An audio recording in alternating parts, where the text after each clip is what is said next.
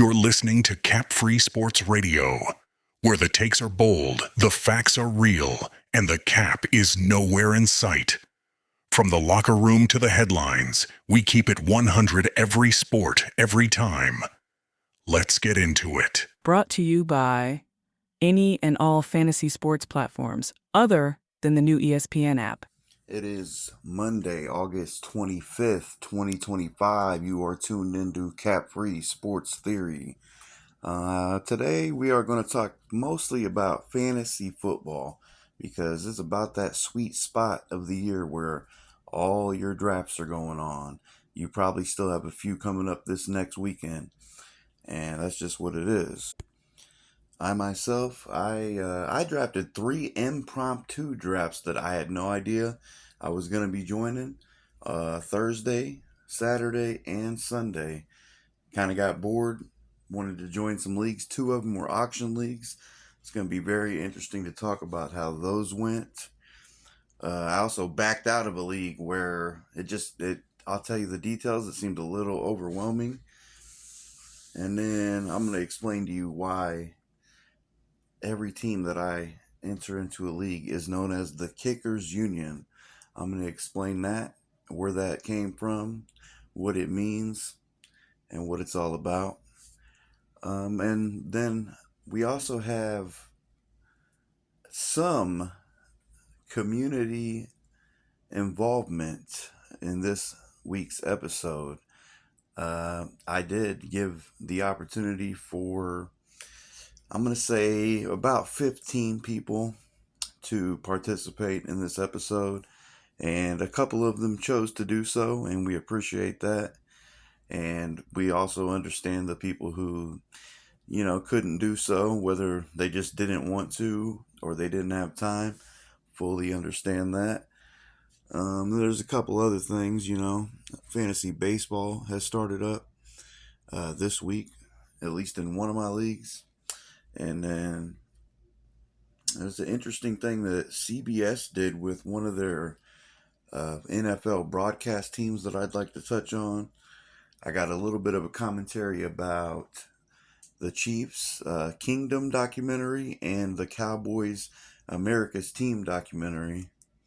Granted, I am not fully through either one of those, but I do have just my brief commentary on that. We will get that out here.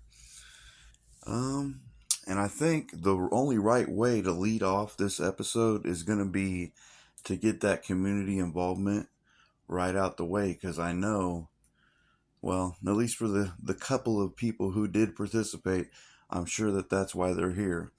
Also, real quick, I was going to say, we're going to try to keep these episodes a little bit shorter. Last episode was 71 minutes. We're going to try to keep it around 30, maybe 40. We'll see how that goes with the community outreach or the community involvement here. You never know. Like, at least one of these guys cut a pretty good promo. So it is what it is. We're going to try to keep it shorter. Can't guarantee it. And I've also decided that, because I be having thoughts all the time, and I like to write it, and I know everybody doesn't always have time to read everything I say. Trust me, I fully get it. It doesn't mean I'm going to stop sending it, and you guys know that. But I think instead of sending every thought I have all day, I think I just need to start recording that stuff and produce mini episodes throughout the week, because that is what the poll said. The poll that I asked, do you want one long episode per week, or do you want multiple shorter episodes? And I was hoping you guys would go for the multiple shorter, and that's what happened. So we're going to try to move towards that. Ironically, here we are on Monday again as a once in a week thing. We'll see what happens though. But we are going to kick this off with the couple of the community members. And when I say community, I mean, friends of mine, people I am in leagues with, things of that nature. And who do we want to do first here? We got this guy, his name in the CFL league. His name is Charlie. He is an OG member. And by OG, I mean since day one, 2015. He might have even been the guy who came up with the idea of, hey, let's have a league.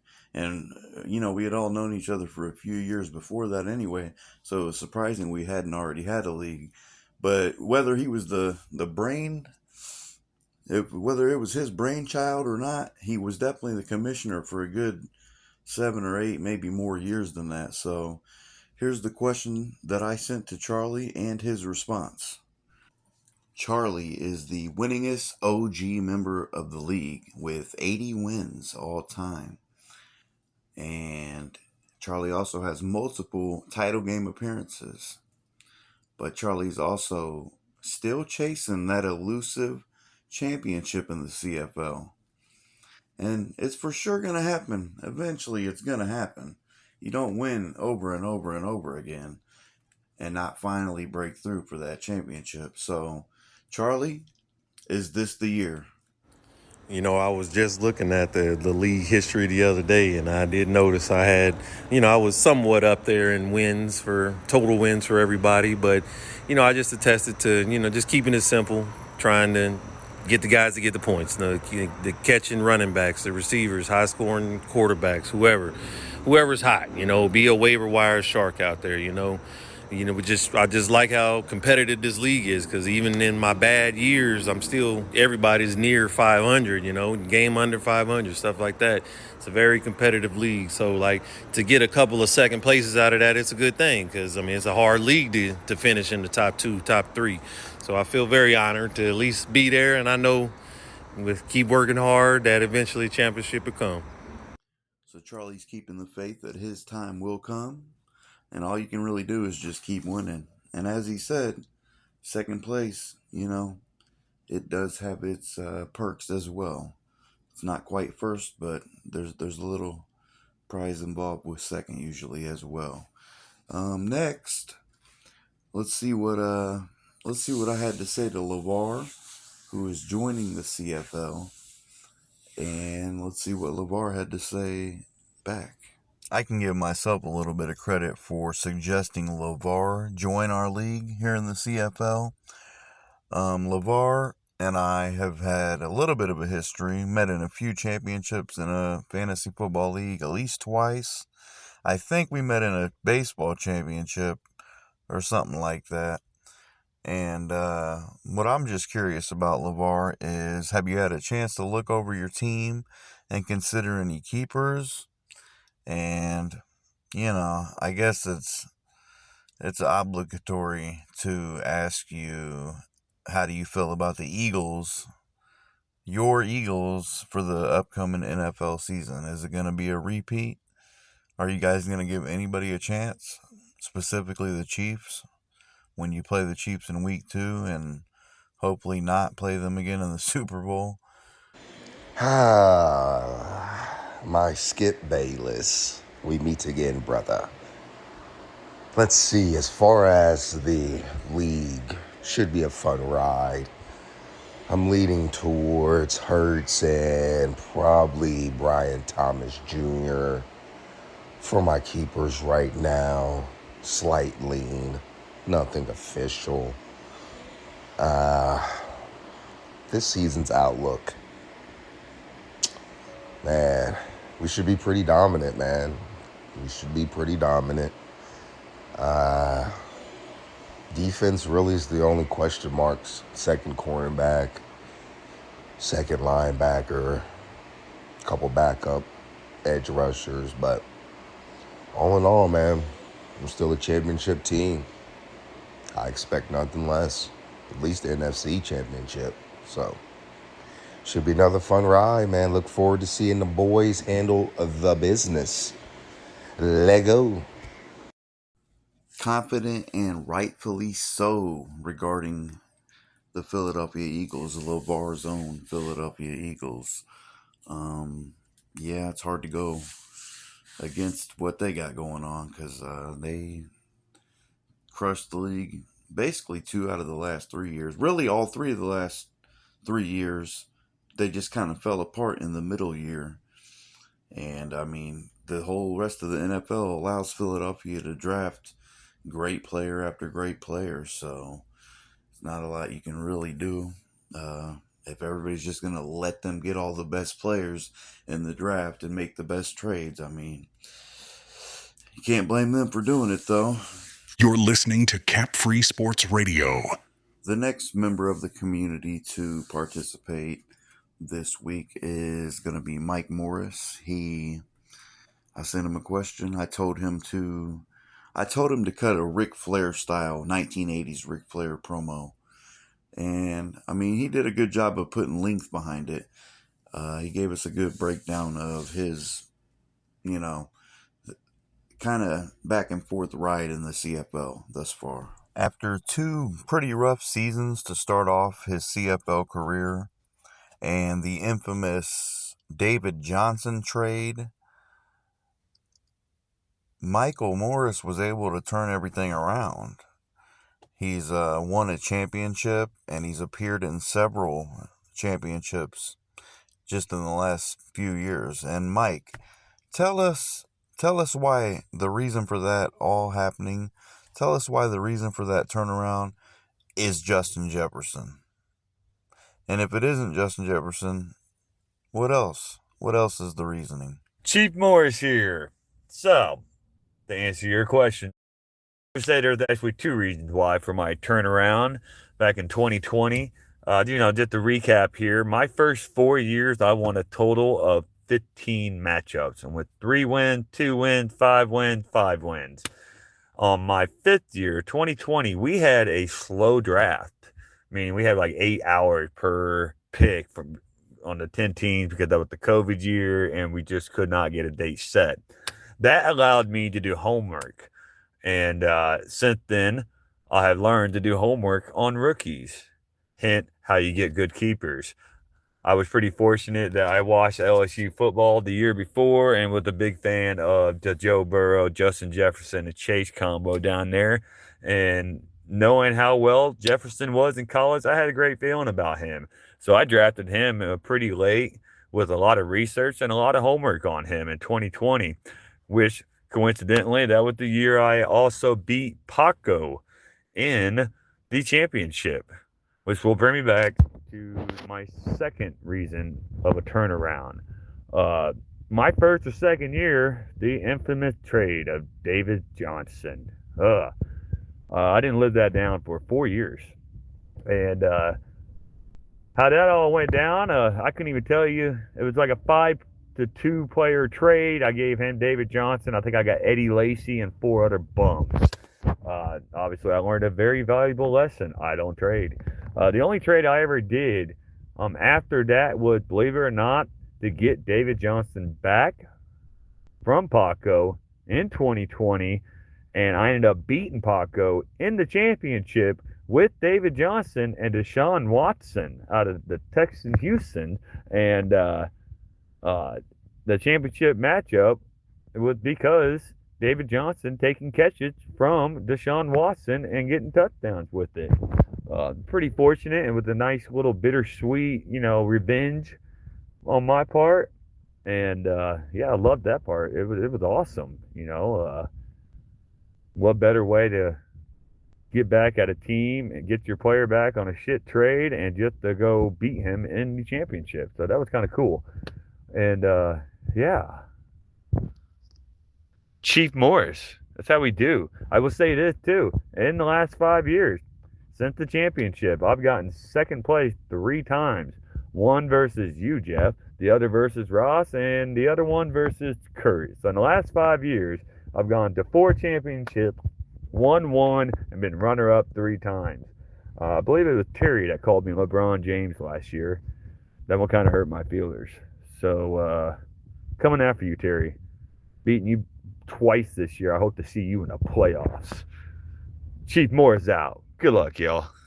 Yeah, come to think of it, that 2020 draft, doing it basically through Messenger was my idea, because for years I was in a baseball, like, huge dynasty keeper league, and we did it like that every time, and it was, I just like it. It just the draft just keeps going at its own pace, and it gets done when it gets done. Had I known that doing the draft that way was going to create a monster out of Michael Morris, I probably would have not chose to do that. Mike also mentioned how he got back Eddie Lacy and 4 bums in the original David Johnson trade. So basically 5 bums because Eddie Lacy was really always trash. I do remember that trade, not the specifics of it or who the players were, but I do remember Mike he was able to justify it back then by saying, "Hey, I got 4 starters and all this stuff." But everybody else in the league's like, "Man, you're 4 guys you're calling a starter," which they were. They were starters for him at that time. They would have never been a starter on anybody else's team. But hey, water under the bridge. And I'm going to say one of the more funny things Mike just mentioned in his 3-minute promo was something about Terry in the playoffs. Not that it's never happened, but come on. Let's be realistic here. But anyway, we will see what happens.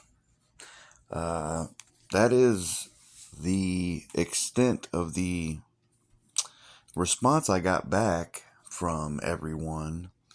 3 people, LeVar, Charlie, and Mike Morris. I guess at the end of this episode, I might just, as like a blooper reel, I might just show all the questions that I sent out to the different people. And I may do that, I may not. Stay tuned towards the end of the episode. We're going to do the episode first and maybe come to that. And then I would say, it's the craziest thing. I talked to my cousin Zach for an hour and a half last night. And much of it, we talked basically fantasy football the entire hour and a half. And a lot of it would have been throwaway content. But there were at least a handful of different unique little exchanges between Zach and I that would have been perfect to cut out. So, I don't know. There's a chance I might just start recording all my interactions and figure out what to keep and what not to keep. You're listening to Cap Free Sports Radio. Now, as far as my 2025 fantasy football experience, well, I just want to say, first of all, that the Sleeper app is really dog shit. It's terrible. It has so many great features. It really does. Like you can customize the league to have any settings and any rules that you want, but the app runs so bad. I thought nobody would ever have a chance to run worse than the NFL app, but it's getting up there. Like it's hard to even try to make a trade. I don't know. Maybe it's me, but the Sleeper app is bad. But enough about that. I mean, what I did also want to share is the Kickers Union moniker, and what is that about? So, Kickers Union, that is what you will find my team name in any league I'm in, starting with the original Kickers Union in the CFL. Then you're going to have Kickers Union 2, 3, 4, 5, and 6 so far, I think, this year. Well, Kickers Union it's KU, and originally, it's made as a joke because I absolutely do hate Kansas, specifically basketball, but Kansas University. So it's kind of like it's kind of like a weird way to make fun of Kansas. They're the Kickers, but whatever. And it's funny though, because while I go by the Kickers Union, I'm actually the person who originally suggested that we get rid of kickers in the CFL, and it was successful. We got rid of them, and we added a second flex. I do think that's a great move. Kickers are totally random. For fantasy, it really doesn't hold any value.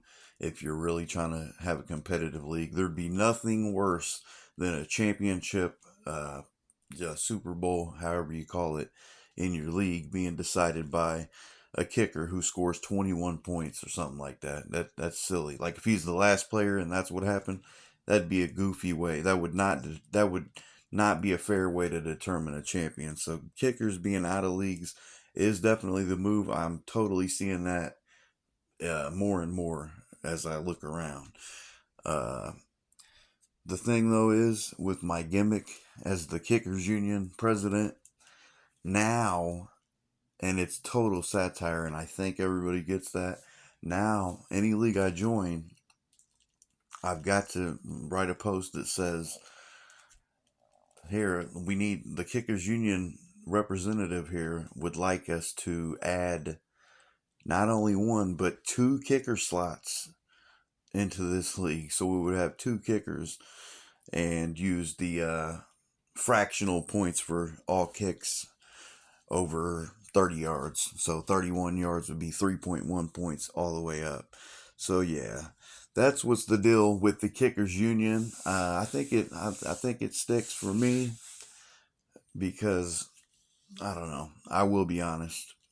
One thing I don't like, I might even hate it, and there's people that are never going to stop doing it. It's your team, you do what you want. But the people who change their team name every other week, that's annoying. I feel like these leagues should have like a lock on the team name. Once week 1 goes, that's your team. That way it doesn't get too confusing for anybody else. As far as my recent fantasy experience, I did 3 drafts on RTS public leagues. You pay $30, whatever. It's prize money. I think first pays out $200 in these leagues.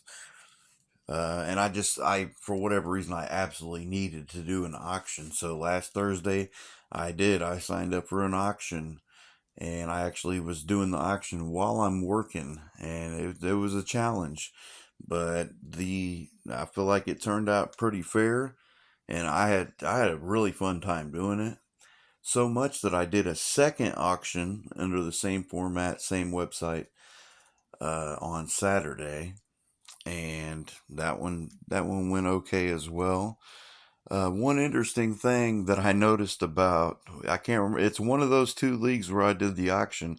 One team did not draft a quarterback at all, and both of these leagues are super flex, which another theory of mine is just because it's super flex, people seem to think you have to start 2 quarterbacks. Well, you absolutely do not have to. But for this guy to have 0 quarterbacks on his entire roster in a league that's 12 teams, super flex, and has no trading, wow, he's going to be having an uphill battle for the entire season. Doesn't even make sense at all. You have to get a quarterback. I mean, I understand you ran out of auction money and now you can't bid on a quarterback. Well, you need to make sure you get a quarterback somewhere in the middle before you're all the way out of money. That's just the way I see it. You can't have 0 quarterbacks at the end. So shout out to that guy for that. And then I also did a snake draft, same deal, $30 on RTS. I did that on Sunday morning, and that one turned out fairly good for me as well. One interesting deal about those 3 leagues that I got, all of them are no trade leagues because it's a public deal. It just is what it is. So it is what you know that it's a no trade league going in, so you got to draft accordingly. And the other interesting piece is that in all 3 of them, and I don't like doing this, I do not like putting one player on all my teams. Maybe a later round sleeper player that I like, maybe that could make sense. But I'm talking about a higher pick player here, and maybe a medium to high sized auction bid. I've added Ladd McConkey to all 3 of those leagues, 2 auction and 1 snake. And then I also have him in the Dynasty League I'm in. So, and I can only get rid of him, trade him away in the Dynasty League. So I might actually be looking to do that just so that I'm not overexposed to Ladd McConkey. Even though obviously I like the player. I think he's going to have a good season. I just think the floor is absolutely there. He's going to get a lot of targets and a lot of catches, and that turns into points immediately. But the reason that I don't like to overexpose myself to one guy is because we know it's football. Injuries do happen. So we definitely, I'm probably going to be looking to get off of McConkey in the Dynasty League although it's pretty tough to trade over there. And if I can't, then I can't, and I might just do something unique if the price is right in the CFL, which drafts next Monday on Labor Day, or in this Fish Heads League Mike Morris has put me in. Who knows? Maybe I'll just go lad all the way across the board. I extremely highly doubt it, but if it falls to me, it falls to me. It's just how it goes. I mean, and then, so that's football for now. The fantasy baseball, I'm in 2 leagues there. I am first place in both leagues. One of them's the RTS league, because I didn't know if my league was going to get going. It did. We ended up getting it going, but just with 8 teams, but we raised the price or whatever. And yeah, that's fun. First place in both of those. The my league, KCB league, is playoffs. 2-week playoffs started tonight. I already know for a fact I added Ben Rice for the Yankees. He mashed a home run. He also had another run before that. So that was a good stream at catcher. And then I added Caballero. We'll see what he does. I know he scored at least a run so far. So I'm happy with those guys at least getting some counting stats for me. I'll say that I would be really disappointed if I don't, I'm going to say win those leagues really, but at least make it to the next round in the championship.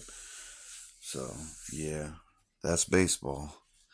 It's definitely a grind, but it's also fun. Those teams I got are just absurd, really. The 8-team league obviously makes sense to have a stacked team, but in the 12-team public league, it's unreal. The team that I have, like, it really is. This team should absolutely be winning it all. You're listening to Cap Free Sports Radio, where the takes are bold, the facts are real, and the cap is nowhere in sight. And then a couple random things I had in my notes that I would like to talk about before I head up on out of here. Trying to keep this episode somewhat short. So this Chiefs and this Cowboys documentaries. Chiefs is The Kingdom on ESPN, and the Cowboys is the America's Team of The Gambler and His Cowboys on Netflix. So I was struggling to find a way to view the Chiefs one, because I wasn't going to pay this new $30. I just never am going to buy ESPN Plus. But I found out I got a way to get it for free through the Spectrum. So that's perfect. I've watched one episode in about a half of the second on the Chiefs Kingdom. It's definitely got me into it.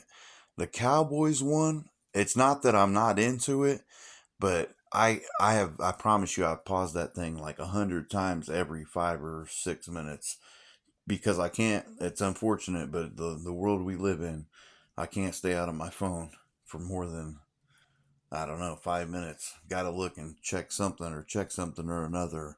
And it's tough. So it's definitely, both of them are very interesting. And I'm going to get through them eventually. So we'll see how it goes. I'm probably going to binge the Chiefs one probably tonight. My last day off of work for my weekend. And we'll see how that goes. Maybe we'll talk about it the next time. So I don't know. Yeah, it's interesting how they put the camera. I think they wanted the Chiefs one to be like the Last Dance for Michael Jordan and the Bulls. Because I mean, one of the very first things on the thing is that they say that they got unique access to follow the Chiefs for their unique quest for a three-peat. And then it says win or lose, which they did a lot of winning, but not the ultimate win. And I'm interested to see how this thing progresses and what they do.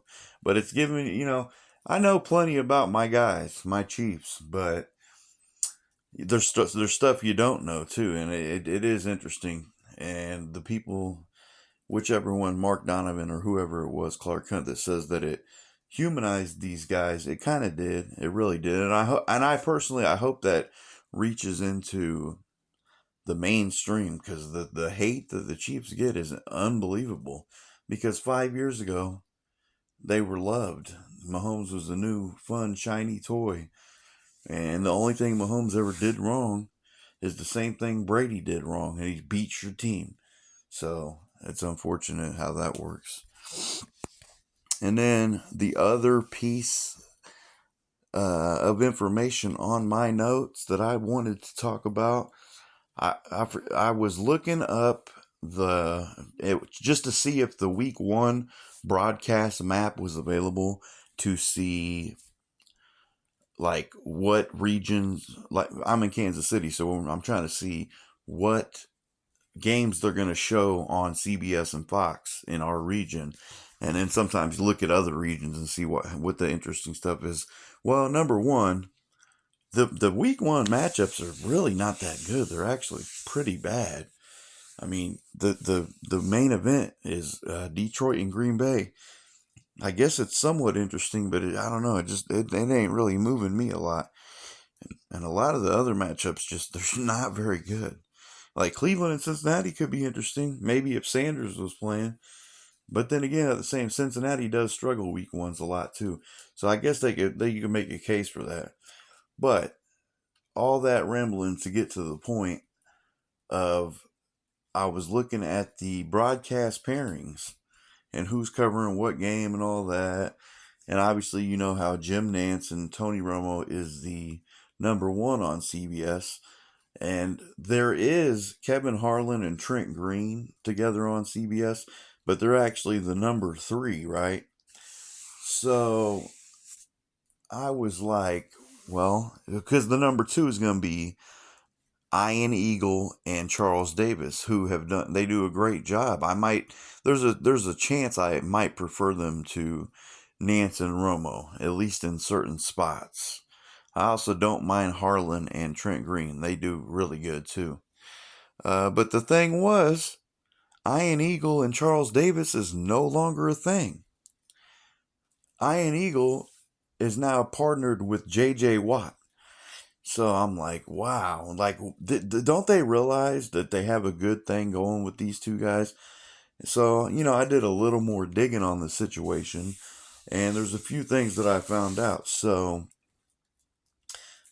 Charles Davis is going to be the lead number 1 guy on CBS's college football coverage starting in 2026. So he's doing something in a studio. I can't remember if it's NFL or college for 2025. So that's cool. Someone did make the comment that could be viewed as a promotion if the CBS still carried the SEC football package, but they carry the Big Ten. And while part of me does agree with obviously the SEC package would be better than the Big Ten, but the Big Ten ain't completely far off. It's really like a 2-horse race. Everybody else is way after that. Big 12 and ACC are far behind the Big Ten and the SEC. So it's not that terrible to be, just because it's Big Ten. You're still the lead announcer every Saturday. I'm assuming at 2:30. That's what they've always had, that slot. So that's that for Charles Davis. But the other thing I found out, I was looking at all of these guys. There's Adam Archuleta, J.J. Watt, Trent Green, Tony Romo, Greg Olson. Everybody who is a color commentator, or they call them a game analyst, at least that's what CBS calls it. The color commentators are all former NFL players, which totally makes sense. So they're all former NFL players except Charles Davis. He was a college player at Tennessee.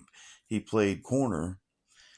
And that's just very interesting, because that means he didn't have a shoe-in to get into those spots. Like, look at J.J. Watt. He had to work, twice as hard as anybody else. He didn't have the NFL background, playing in the NFL, being a household name.